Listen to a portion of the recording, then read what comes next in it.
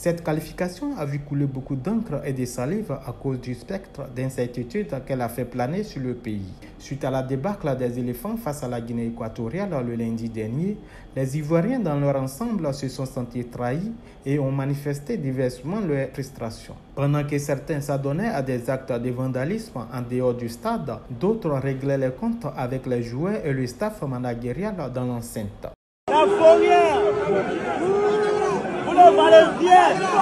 Dans leur colère, les Ivoiriens ont massivement réclamé la démission du président de la fédération et tous ses collaborateurs.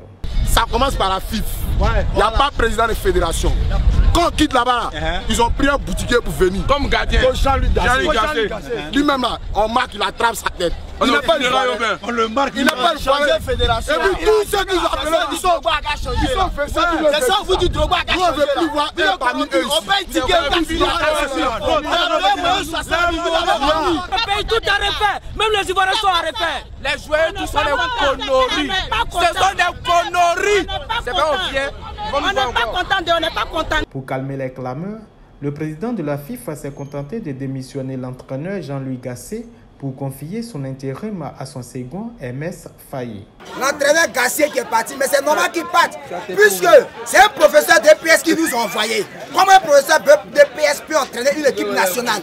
Depuis nous avons commencé la compétition, il n'a jamais eu de 11 entrants. Premier match, il a changé l'attaque. Deuxième match, il change. Troisième, on ne comprend tout le temps rien. Mais c'est comme il s'appelle même, le président de la FIFA. Sidi Diallo, c'est Idriss Diallo, démissionne. En tout cas, pas parce qu'on est qualifié, donc tu vas te dire que non, tu es encore là. Démissionne. Depuis qu'on fait sélection, on prend sélection des Noirs et des Blancs à chaque fois.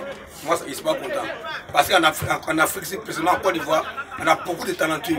Il y a Aïdara qui est là, il y a Kolo qui est là, il y a Zahu qui est là. Maintenant, Zahu, là, il a eu quoi et puis l'enlever? C'est la question que je me pose aux gens de la FIFA. Zahu, là, il a eu quoi? Il a fait quoi? Il a enlevé. En quoi en failli? C'est-à-dire qu'elle a joué. C'est comme ça. En quoi en failli? Parce qu'on peut mettre quelqu'un là et puis on dit non, que non, il n'est pas bon. Non. En quoi en failli? Le changement va venir. C'est ce que toujours on a toujours voulu. Et mettre un Ivoirien à la tête des joueurs, un ancien qui connaît un peu le football ivoirien.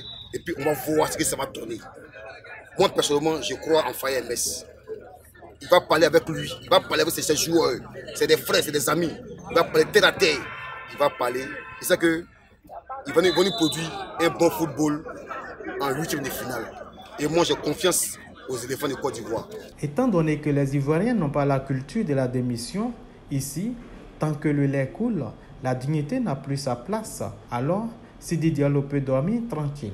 Toutefois, pour des anciens tels que Didier Drogba et Bakary Koné, il faut assainir le milieu du football ivoirien. Il y a beaucoup de choses qu'on doit régler, en fait. Il y a énormément de choses qu'on doit régler. Malheureusement, quand on va parler, il y a certaines personnes qui vont encore se mettre là, au lieu de donner des arguments, qui vont essayer d'attaquer directement des personnes. Mais moi, je ne me le cache pas, je n'ai pas honte de dire quoi que ce soit. Mais il y a eu trop de choses autour de cette CAN, il y a eu trop de choses autour de nos jeunes, de l'équipe nationale, qui... Ces choses-là font aujourd'hui qu'on a ce résultat. Il va falloir se remettre au travail, se poser les bonnes questions, non seulement se poser les bonnes questions, mais prendre les bonnes décisions pour le football et que du football. Pour le football et que du football. Parce qu'aujourd'hui, une nation comme la Côte d'Ivoire ne peut pas organiser une telle compétition. Bien sûr, elle peut sortir de cette compétition aussitôt qu'elle est sortie aujourd'hui. Mais de cette manière, il y a un véritable problème.